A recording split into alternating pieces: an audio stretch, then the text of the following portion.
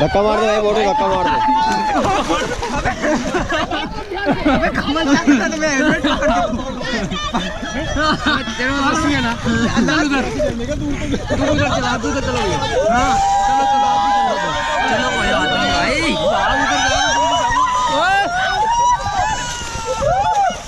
आजा कमल अरे अकेले में कितना पैर का जोर मारूंगा आजा थोड़ी देर बाद यार भाई कहां जा रहे हो इधर आओ इनको खींच के लेके आओ पता चला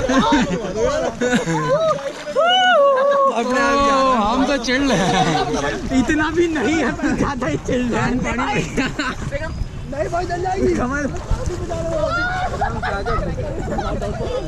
ऐसे सो अरे वो गाड़ी नहीं धक्के लगा रहे हो ऐसे सो आराम से पीछे पानी पट्टा लो यार।